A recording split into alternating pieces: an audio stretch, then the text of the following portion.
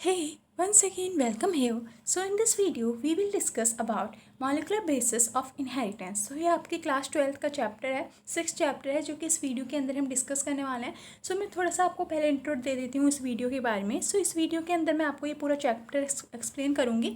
Along with that आपके कौन कौन से क्वेश्चंस हैं जो कि इंपॉर्टेंट हैं, आपके आ सकते हैं ड्यूरिंग एग्जाम. सो वो भी हम डिस्कस करेंगे. 1 मार्क क्वेश्चन एंड आल्सो जो थोड़े लॉन्ग क्वेश्चन होते हैं वो भी हम इसके में साथ साथ डिस्कस करेंगे.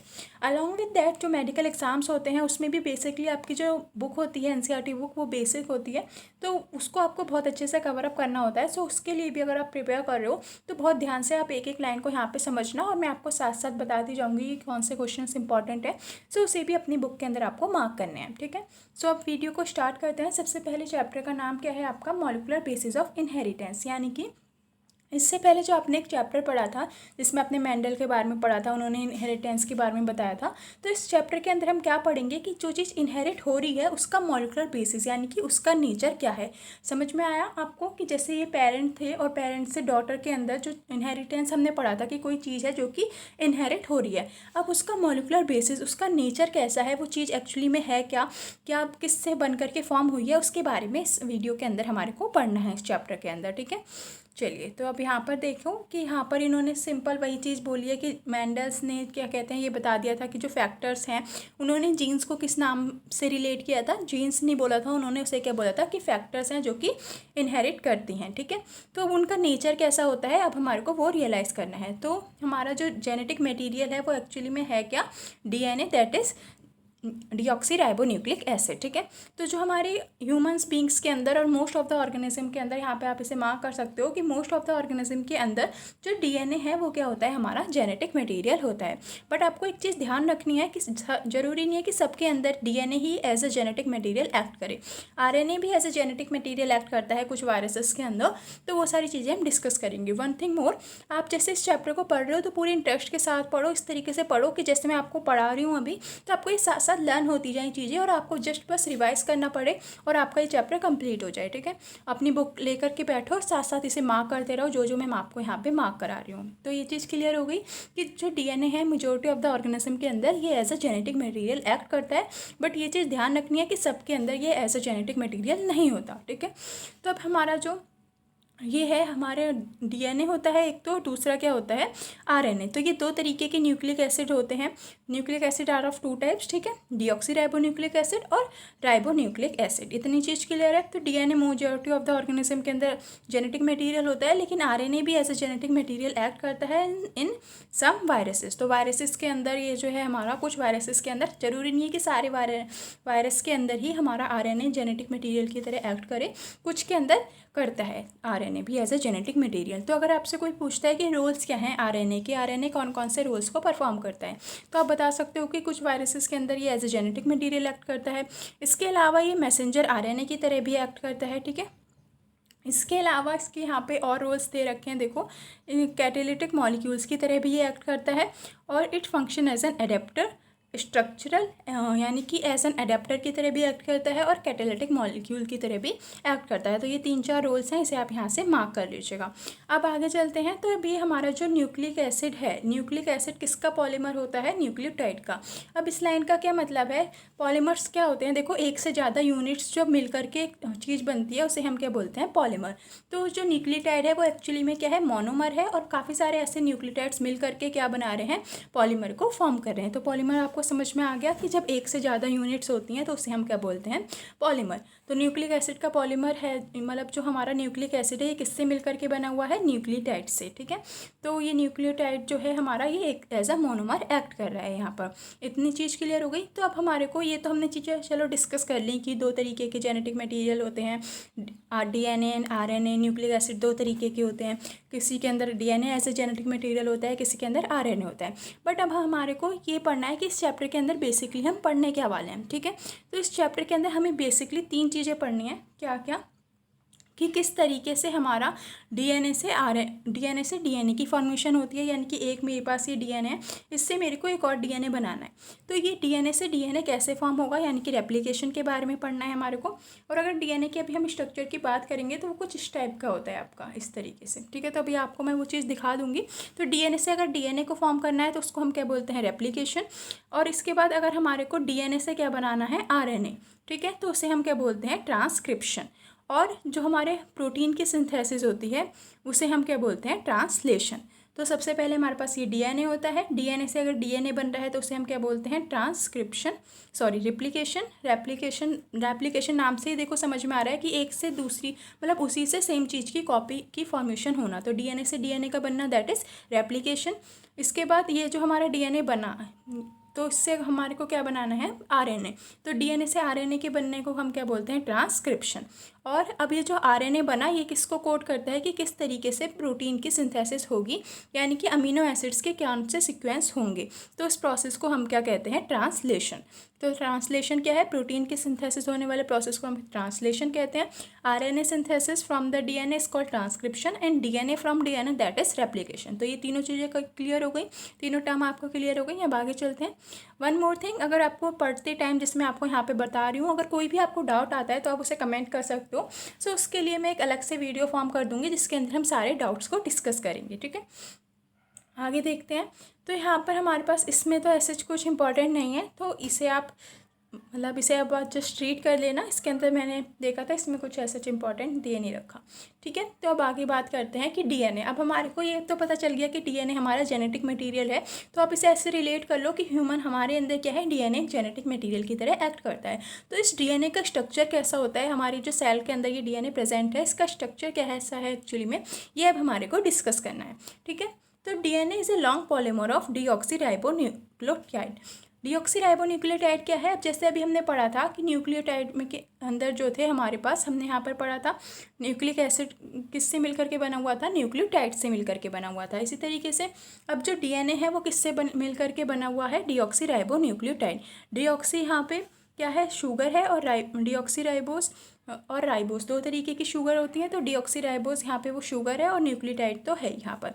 न्यूक्लियोटाइड क्या होता है वो भी हम डिस्कस करेंगे। तो न्यूक्लियोटाइड एक्चुअली में होता क्या है, sugar, phosphate and nitrogenous base, ठीक है। लिख लो इसे ध्यान से, sugar, nitrogenous base and phosphate group, इन तीनों का जो कॉम्बिनेशन होता है उसे हम क्या बोलते हैं, न्यूक्लियोटाइड, ठीक है। और न्यूक्लियोसाइड क्या होता है, उसके अंदर जो हमारे वो है फॉस्फोरस ग्रुप, फॉस्फेट ग्रुप जो है वो एब्सेंट होता है। इतनी चीज़ क्लियर हुई। इसके बाद अब हमारा जो लेंथ है डीएनए की, उसे हम कैसे मेज़र करते हैं, किस में मेज़र करते हैं, by the numbers of nucleotide, यानी कि उस डीएनए के अंदर कितने नंबर ऑफ न्यूक्लियोटाइड हैं, जिन्हें हम और क्या बोलते हैं, बेस पेयर, ठीक है। और पेयर ऑफ न्यूक्लियोटाइड या फिर बेस पेयर के हेल्प से हम लेंथ ऑफ द डीएनए को मेज़र करते हैं। तो लेंथ ऑफ द डीएनए कैसे डिफाइन करते हैं, उसके अंदर कितने नंबर ऑफ बेस पेयर हैं उसकी हेल्प से। तो यहाँ पर देखो इन्होंने दे रखा है कि बैक्टीरियोफेज जो है हमारा, ये इसको हमारा ये क्या है, Cy10174, इसके अंदर कितने न्यूक्लियोटाइड हैं, 5386। तो यहाँ पर बैक्टीरियोफेज क्या होते हैं, देखो वो वायरस जो कि बैक्टीरिया पे ग्रो करते हैं। इसके बाद बैक्टीरियोफेज लैम्डा दे रखा है, उसके अंदर आपको बेस पेयर बता रखे हैं, यानी कि यहाँ पे कुछ आपको एग्जांपल दे रखे हैं कि इसके अंदर इतने बेस पेयर होते हैं, इसके अंदर इतने। तो आपको ई कोलाई का भी ध्यान में रखना है, 4.6 × 10⁶ बेस पेयर, ठीक है। अगर हम ह्यूमन की बात करें तो ह्यूमन का अगर हम हेप्लॉइड वे में बात करें, हेप्लॉइड और डिप्लॉइड दो चीज़ें होती हैं, ये तो आपने पढ़ लिया होगा। तो अगर हेप्लॉइड वे में बात करें तो इसमें कितने डीएनए होते हैं, डीएनए के अंदर कितने बेस पेयर होते हैं, 3.3 × 10⁹ बेस पेयर। और अगर आप इसे डिप्लॉइड वे में बात करोगे तो ये कितना हो जाएगा, 6.6। तो ये चीज़ आपको ध्यान रखनी है कि वो क्वेश्चन में क्या पूछ रहा है, हेप्लॉइड पूछ रहा है या फिर डिप्लॉइड पूछ रहा है। तो अगर डिप्लॉइड पूछ रहा है तो 6.6 × 10⁹ बेस पेयर हो जाएगा, और अगर हेप्लॉइड है तो उसके अंदर 3.3 × 10⁹ बेस पेयर हो जाएगा। तो अभी तक आपने क्या पढ़ लिया कि डीएनए किससे मिलकर के बना होता है, डीऑक्सीराइबोन्यूक्लियोटाइड से मिलकर के बना होता है। इसके अंदर आपने उसके अगर हमारे को लेंथ को डिफाइन करना है तो हम उसे बेस पेयर की हेल्प से डिफाइन कर सकते हैं। उसके बाद आपने कुछ एग्जांपल्स पढ़े जिनके अंदर आपको नंबर्स ऑफ न्यूक्लियोटाइड या फिर बेस पेयर्स के बारे में इंफॉर्मेशन दे रखी है, ठीक है। आगे चलते हैं। अब हमारा ये जो स्ट्रक्चर ऑफ पॉलीन्यूक्लियोटाइड चेन, यानी कि ये जो हमारा डीएनए है इसका स्ट्रक्चर कैसा होता है उसके बारे में हमारे को स्टडी करनी है, ठीक है। तो अब यहाँ पर देखो जो हमारे पॉलीन्यूक्लियोटाइड चेन है ये हमारी दो तरीके की हो सकते हैं। हमने पढ़ लिया कि न्यूक्लिक एसिड दो तरीके का है, एक डीएनए और आरएनए। तो जो आरएनए है और डीएनए, इन दोनों के स्ट्रक्चर्स के बारे में हमारे को थोड़ी सी स्टडी करनी है एक एक करके। अब यहाँ पर इन्होंने क्या दे रखा है, ये न्यूक्लियोटाइड मैंने आपको बता दिया कि इसके अंदर 3 कंपोनेंट्स होते हैं। एक नाइट्रोजनस बेस होता है, एक पेंटोस शुगर होती है, जिसे हम, अगर आरएनए है तो उसे हम सॉरी आरएनए है तो उसे हम क्या बोलते हैं, राइबो शुगर, और अगर डीएनए है तो उसे हम क्या बोलते हैं, डीऑक्सी राइबो शुगर। यानी कि आप एक ये भी डिफरेंस लिख सकते हो, ये आ जाता है जनरली क्वेश्चंस कि डीएनए और आरएनए में क्या डिफरेंस है। तो आरएनए के अंदर राइबो शुगर होती है और डीएनए के अंदर डीऑक्सी राइबो शुगर होती है। ये तो आपने 11th क्लास के अंदर भी पढ़ा होगा, बायोमोलिक्यूल्स वाला चैप्टर था, उसके अंदर दे रखा है, ठीक है। इसके अलावा थर्ड कंपोनेंट क्या है हमारा न्यूक्लियोटाइड के अंदर, फॉस्फेट। तो ये 3 चीज़ें होती हैं, nitrogenous base, pentose sugar and phosphate. आगे चलते हैं। अब ये जो हमारे नाइट्रोजनस बेस हैं ये दो तरीके के होते हैं, एक प्यूरिन्स एंड पायरिमिडिन्स। ये चीज़ क्लियर हो गई कि nitrogenous base are of 2 types, purines and pyrimidines. Purines के अंदर हमारे आता है adenine and guanine, and pyrimidines के अंदर आते हैं साइटोसिन, यूरेसिल एंड थाइमिन। इतनी चीज़ क्लियर है। एडेनिन, ग्वानिन, पायरिमिडिन के अंदर कौन कौन आता है, साइटोसिन, यूरेसिल, थाइमिन। तो मैं आपको देखो इस तरीके से पढ़ा रही हूँ रिवाइज करा कर आके कि आपको साथ साथ ये चीज़ें लर्न होती रहें। तो please be attentive when you watching this video, और इसे साथ साथ लर्न करने की कोशिश करो, ठीक है। आगे चलो।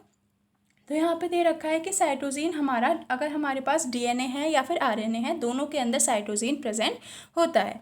पर कौन से मॉलिक्यूल्स एक के अंदर प्रेजेंट होते हैं, कौन से नहीं होते। फॉर एग्जांपल जैसे यहाँ पे दे रखा है कि ये जो हमारा थाइमीन है, ये वाला नाइट्रोजनस बेस जो है ये डीएनए के अंदर प्रेजेंट होता है, आरएनए में नहीं होता। इसी तरीके से जो यूरेसिल है ये आपको मार्क कर लेना है, ये हमारे आरएनए के अंदर होता है, डीएनए के अंदर नहीं होता, ठीक है। तो जैसे हमारे पास, इसे ऐसे समझो जैसे डीएनए है, डीएनए के अंदर हमारे पास क्या होगा, थाइमीन होगा।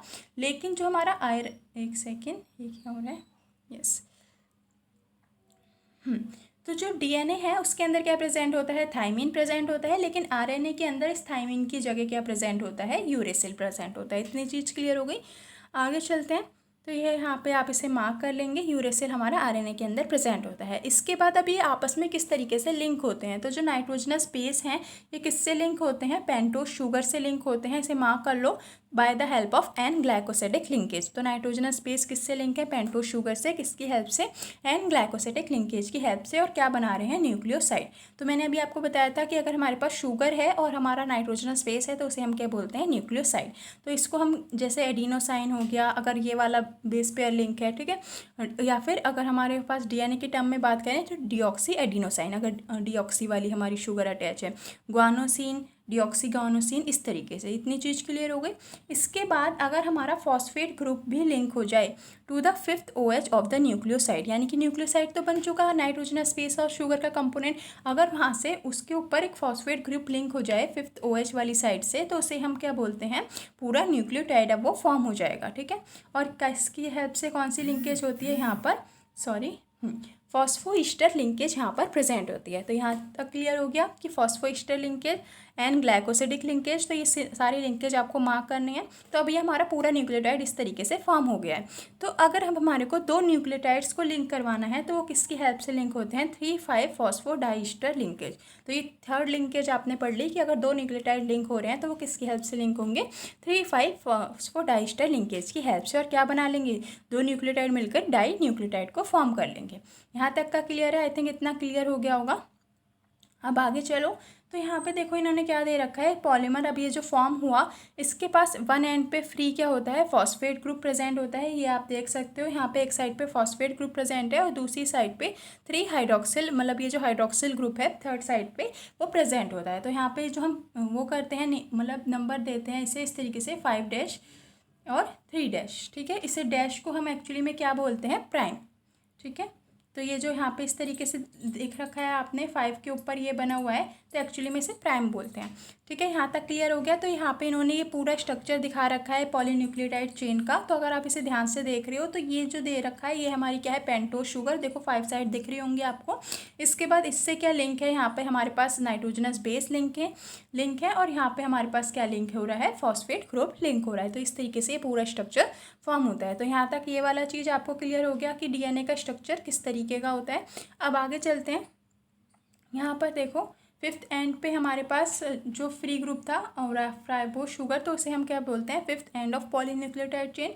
इसी तरीके से आपने देखा कि थर्ड वाली साइड पे क्या था, OH ग्रुप प्रेजेंट था, तो उसे हम क्या बोलते हैं, third end of polynucleotide chain. ठीक है, इतनी चीज़ क्लियर हो गई। अब यहाँ पे आपको ये मार्क करना है इंपॉर्टेंट सा कि बैकबोन जो है पॉलीन्यूक्लियोटाइड चेन के अंदर वो किससे मिलकर के बनी होती है, शुगर और फॉस्फेट ग्रुप से। तो अगर ये क्वेश्चन आता है कि बेस जो हमारी बैकबोन है पॉलीन्यूक्लियोटाइड चेन की वो किससे मिलकर के बनी है, तो डिफरेंट डिफरेंट ऑप्शंस हो सकते हैं, sugar, phosphate, nitrogenous base, different तरीके से अटैच करके उन्हें एक साथ कंबाइन करके दे रखा होगा। तो आपको ध्यान रखना है वो किससे मिलकर के बनी होती है, शुगर और फॉस्फेट से। ठीक है, इसके बाद the nitrogenous base is link to the sugar moiety project from the backbone. तो इसमें आपको यहाँ पे ये दोनों चीज़ें ध्यान रखनी है कि ये हमारा इससे मिल करके बना होता है। आगे चलो, यहाँ पे आपको क्या दे रखा है कि जो RNA है, RNA के, एक सेकेंड, मैं नेट ऑफ कर देती हूँ।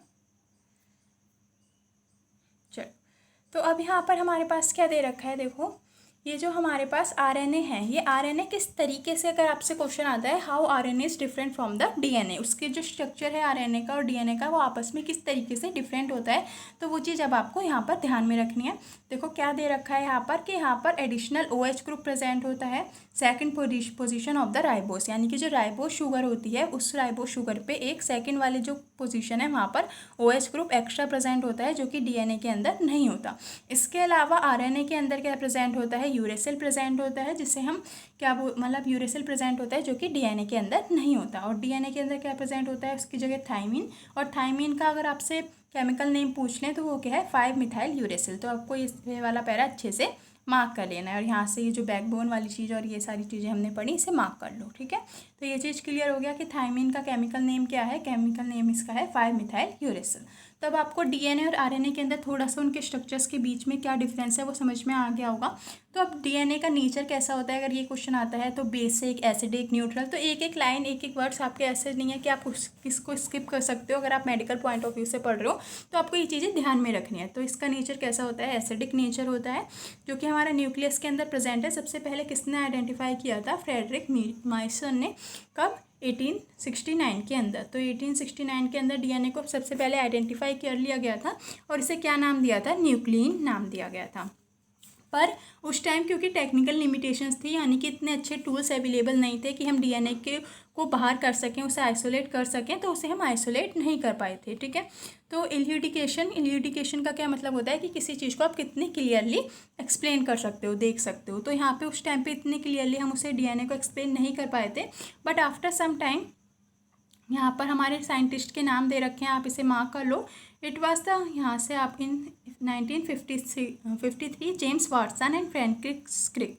तो इन दोनों साइंटिस्ट ने based on the x ray data, जो कि किसने दिया था, मैक्यूरी विल्किंस एंड रोज़ालिंड फ्रैंकलिन। तो इन्होंने, इन दोनों साइंटिस्ट ने मिलकर के इस डाटा की हेल्प से क्या बताया कि ये जो हमारा DNA है ये डबल हेलिक्स स्ट्रक्चर होता है इसका ऑफ द DNA। तो double helix of structure of DNA ये किसने बताया था, जेम्स वाटसन एंड फ्रैंकिस क्रिक ने इन 1953। तो सन जैसे ये दे रखे हैं, ईयर्स आपको इतना ज़रूरी नहीं है लर्न करना, but name of the scientist आपको इंपॉर्टेंट है। ठीक है, तो ये डबल हेलिक्स हमें पता चल गया कि DNA इस तरीके से नहीं होता, DNA का क्या होता है, डबल हेलिक्स स्ट्रक्चर होता है। ठीक है, आगे चलते हैं। इसके बाद हमारे दो न्यूक्लियोटाइड्स जो हमारे ये है, एक ये हो गया, एक ये हो गया। तो इन दोनों के बीच में क्या प्रेजेंट होते हैं, बेस पेयर प्रेजेंट होते हैं। तो इसे आपको मार्क कर लेना है यहाँ से। अब ये जो बेस पेयर होते हैं, यहाँ पे एरविन चारगाफ रूल है, ये बहुत ही इंपॉर्टेंट है। ये इस तरीके से भी आ सकता है एक मार्क के अंदर कि एक है क्या, इसको एक्सप्लेन करो। तो यहाँ पे ये क्या कह रहा है कि ये जो दो स्ट्रैंड्स हैं यहाँ पर DNA के, इनके अंदर क्या प्रेजेंट होती है, adenine, thymine, guanosine and cytosine. ये तो हमें पता है कि ये प्रेजेंट होते हैं, पर ये कैसे रेशियो में होते हैं, कांस्टेंट एंड इक्वल वन। अब देखो इसका क्या मतलब है, कांस्टेंट एंड इक्वल वन, यानी कि जितने अमाउंट में एडेनिन प्रेजेंट है उतने अमाउंट में उस DNA के अंदर थाइमिन प्रेजेंट होगा, और जितने अमाउंट में ग्वानिन प्रेजेंट है उस DNA के अंदर उतने अमाउंट में साइटोसिन प्रेजेंट होगा। ये चीज़ क्लियर हो गई। ऐसा क्यों होता है, देखो क्योंकि जो हमेशा एडेनिन है वो किसके साथ बाइंड करता है, थाइमिन के साथ बाइंड करता है, और जो ग्वानिन है वो हमेशा किसके साथ बाइंड आउट करता है, साइटोसिन साइटोसिन के साथ। तो अगर इस डीएनए के अंदर एडेनिन है तो इसका मतलब क्लियर हो गया कि यहाँ पर हमारा थाइमिन भी प्रेजेंट होगा ही होगा, ठीक है। इसी तरीके से अगर यहाँ पे साइटोसिन है तो ग्वानिन प्रेजेंट होगा ही होगा। तो ये चीज़ क्लियर हो गई कि यहाँ पर ये जो बेस पेयर्स के रेशियो हैं, ये जो हमारे बेस प्रेजेंट हैं, इनके रेशियो कैसे होते हैं, कॉन्स्टेंट होते हैं और इक्वल 1 होते हैं, ठीक है। आगे चलते हैं। तो अब ये जो हमारे 2 स्ट्रैंड्स हैं डीएनए के, ये कैसे होते हैं, complementary to each other. Complementary to each other यानी कि अगर हमारे को किसी एक सीक्वेंस ऑफ डीएनए पता है, जैसे यहाँ पे एडेनिन प्रेजेंट है, ग्वानिन ए लिख देती हूँ मैं यहाँ पर, और यहाँ पे ग्वानिन है, तो आप ऑटोमेटिकली बता सकते हो कि इसकी जो दूसरा वाला स्ट्रैंड है यहाँ पर क्या प्रेजेंट होगा, थाइमिन, क्योंकि ये हमेशा इसके साथ बाउंड आउट करता है, और यहाँ पे क्या प्रेजेंट होगा, साइटोसिन प्रेजेंट होगा। तो इसे आप यहाँ से मार्क कर लो। Also if each strand of form, अब यहाँ तक क्लियर हो गया कि ये कॉम्प्लीमेंट्री होते हैं दोनों स्ट्रैंड आपस में। अब ये क्या बोल रहे हैं कि जैसे ये 2 स्ट्रैंड्स हैं डीएनए के, अगर ये अपने डॉटर डीएनए को फॉर्म करें, ये वाला डीएनए अपना एक डीएनए फॉर्म कर दे और ये वाला डीएनए अपना एक डीएनए फॉर्म कर दे, तो ये जो नया वाला अब ये डीएनए बना, ये क्या होगा, आइडेंटिकल होगा अपने पेरेंटल डीएनए के। समझ में आ रही है ये चीज़ कि ये, एक बार और मैं आपको इसे एक्सप्लेन करती हूँ। मान लो एक ये स्ट्रैंड है और एक ये स्ट्रैंड है, ये एक पूरा हमारा एक डीएनए है इस तरीके से, तो इस वाले डीएनए के स्ट्रैंड ने अपना एक डॉटर डीएनए बनाया, रेप्लिकेशन हो रहा है सिंपल सा, और इस वाले डीएनए ने फिर से अपना एक डीएनए बनाया, तो ये जो नया डीएनए बना ये क्या होगा, आइडेंटिकल होगा पेरेंटल डीएनए के। इतनी चीज़ क्लियर है। तो यही चीज़ यहाँ पर इन्होंने दे रखी है कि आइडेंटिकल होगा पेरेंटल डीएनए के, इसे मार्क कर लेना और इसे रीड कर लेना। तो यही चीज़ मैंने आपको इसे एक्सप्लेन कर दिया है। तो अब यहाँ पे देखते हैं the silent feature of double helix structure of DNA, यानी कि अब जो हमारे ये डीएनए है जिसका डबल हेलिक्स स्ट्रक्चर है, तो उसके बारे में हमारे को कुछ इंपॉर्टेंट बातें पढ़नी है, तो इसे स्टार मार्क लगा लगा के पढ़ लेना। देखो, सबसे पहली बात हमारी क्या दे रखी है कि हमारा जो 2 पॉलीन्यूक्लियोटाइड चेन्स हैं उनके अंदर जो बैकबोन है वो किससे मिलकर के बनी हुई है, शुगर फॉस्फेट से, and the basis project inside. तो ये हमारे शुगर और फॉस्फेट तो होगा ही होगा, उसके अलावा क्या होंगे, बेस पेयर्स भी प्रेजेंट होंगे। बेसिस जो हमने अभी पढ़े, बेस पेयर नहीं, बेसिस जो नाइट्रोजनस बेस हैं एक्चुअली मैं उनकी बात कर रही हूँ, ठीक है। तो वो भी प्रेजेंट होते हैं अंदर की तरफ। तो ये तीनों चीज़ें हमारे को ध्यान में रखनी है। इसके बाद अब ये जो हमारी 2 चेन्स हैं ये कैसी होती हैं, एंटी पैरेलल पोलैरिटी की, यानी कि एक को हम किस तरीके से मार्क करते हैं, जैसे कि ये एक स्ट्रैंड है तो इसे हम 5 डैश से लेकर के 3 डैश मार्क करते हैं, और जो दूसरा वाला स्ट्रैंड है वो यहाँ से 5 डैश से लेकर के 3 डैश तक होता है। ये चीज़ क्लियर हो गई। इस तरीके से 5 एंड से 3 एंड ये, और ये हमारा क्या होगा, दूसरा वाला 3 एंड से 5 एंड की तरफ, ठीक है। तो ये इस तरीके से आपको ध्यान रखना है कि 5 5 एंड 3 एंड 3, ठीक है। तो ये वाली चीज़ क्लियर हो गई। हाँ, ये जो क्वेश्चन है ना कि बैकबोन हमारी किससे मिलकर के बनी होती है पॉलीन्यूक्लियोटाइड चेन के अंदर, तो यहाँ पे शुगर और फॉस्फेट तो है ही है।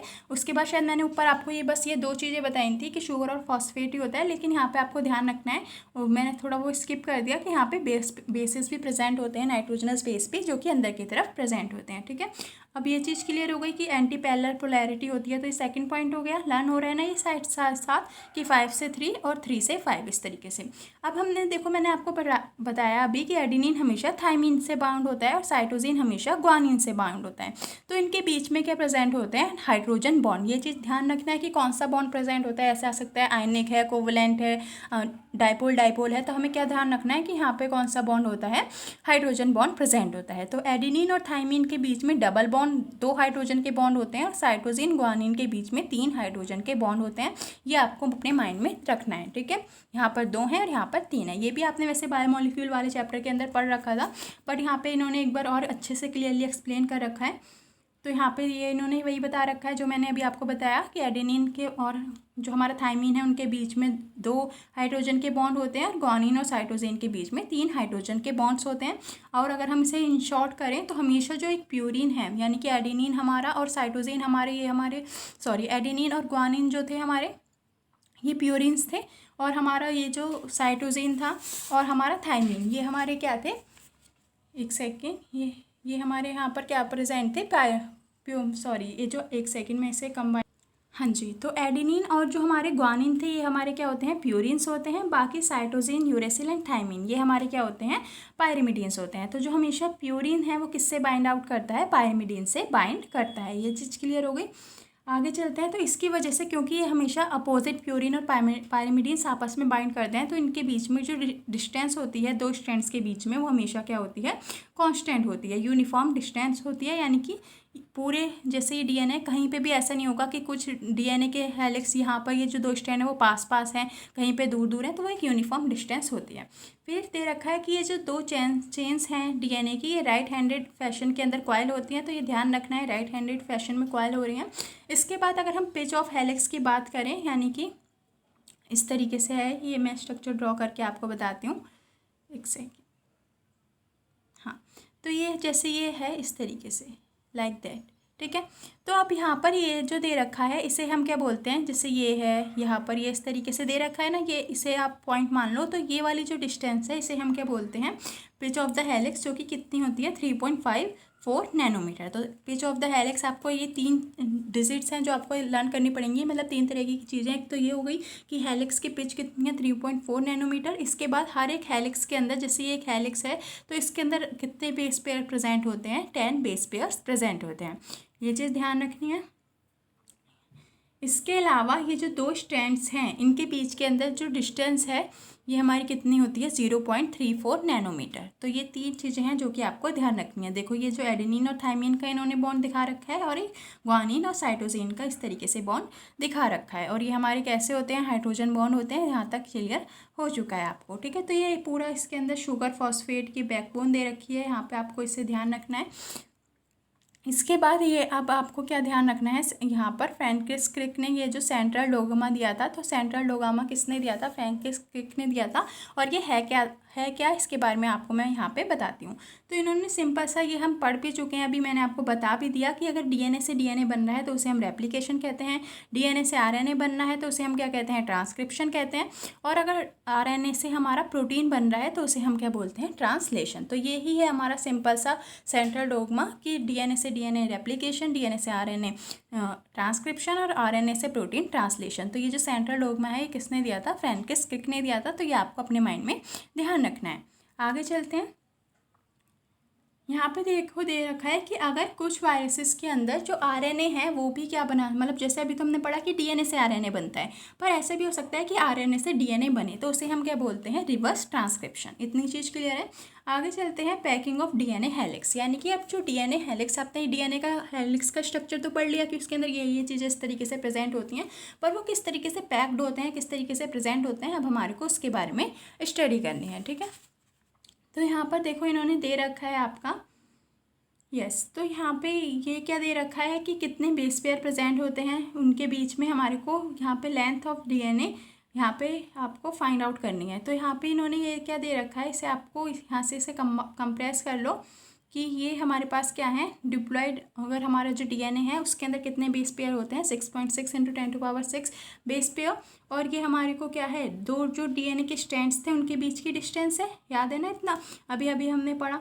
तो यहाँ पर इसमें अगर हमारे को पूरी डीएनए की लेंथ फाइंड आउट करनी है तो हम कैसे फाइंड आउट कर सकते हैं, बेस पेयर को मल्टीप्लाई कर दें यहाँ उनके बीच में जो डिस्टेंस प्रेजेंट है, तो उससे हमारे पास कितनी डिस्टेंस मतलब लेंथ निकल के आ गई 2.2 मीटर्स। तो आपको ये चीज़ ध्यान रखनी है कि 2.2 हमारी क्या होती है, डीएनए की लेंथ होती है, ठीक है। इसी तरीके से यहाँ पर इन्होंने ये एग्जाम्पल दे रखा है, जैसे ई कोलाई है, तो ई कोलाई के अंदर इन्होंने हमारे को क्या दे रखा है, 1.36 नैनोमीटर लेंथ इसकी दे रखी है, और यहाँ पे पूछ रहा है कि इसके अंदर कितने नंबर ऑफ बेस पेयर होंगे हमारी ई कोलाई के अंदर। तो यहाँ पे आप इसे किस तरीके से, यहाँ पे आपको दे रखा है, अगर आपको ध्यान हो स्टार्टिंग में आपने पढ़ा था कि जो ई कोलाई है इसके अंदर कितने बेस पेयर होते हैं, 4.6 × 10⁻⁹ बेस पेयर। तो इसे आप निकाल लेंगे इस तरीके से।